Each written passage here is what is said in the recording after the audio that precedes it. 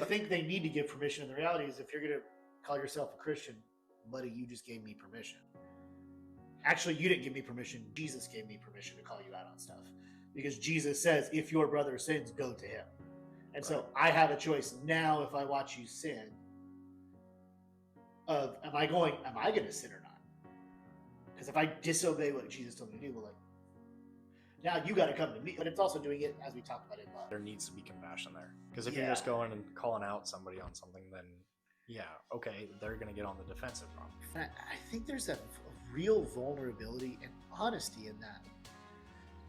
You used to be, so like, it's not something that I've perfected either, but if I were to come instead of being like, hey bro, you need to stop cursing so much, I'd be like, hey, like, and I hope you know this is coming from a place that I care about you and I love you, but like, I've noticed that you've been doing this more, and once again, I don't want it to come across like I'm better than you, like I got my own struggles, and if you see anything in me, please tell me, but like, I don't feel like I'd be a good friend if I didn't say like, what's going on, man? You've been dropping these a ton more, and it, like, are you good? Acknowledging the awkwardness, like, hey, this is not like I'm better than you. Acknowledging that, like, I also have my own things, right?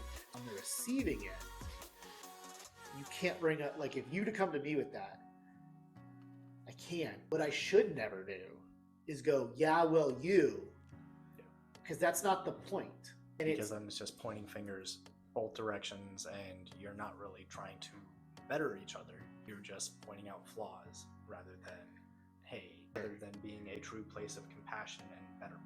And then I feel, but at the same time, if you're the person bringing it, be ready for them to do that. And be ready to be like, man, you're right. Like, I'm not at all. Like, be ready to get attacked, because usually if someone has a struggle like this, they don't realize it. And I couldn't look at you and say I love you and let you do it. And like not say something, like let you do it. You're gonna do what you're gonna do, but I'm also gonna like come out to you, right? And I think it's important, pretty much with all aspects of life, to have a level of humility where you know you're not perfect. So when somebody comes up to you and says, hey, you're not being perfect, it shouldn't be a surprise. And you know, maybe you weren't as fully self-aware of what you were doing, but you should be able to take criticism. Like, whether it's in the workplace, whether it's as a Christian, no matter what, you need to be able to take criticism.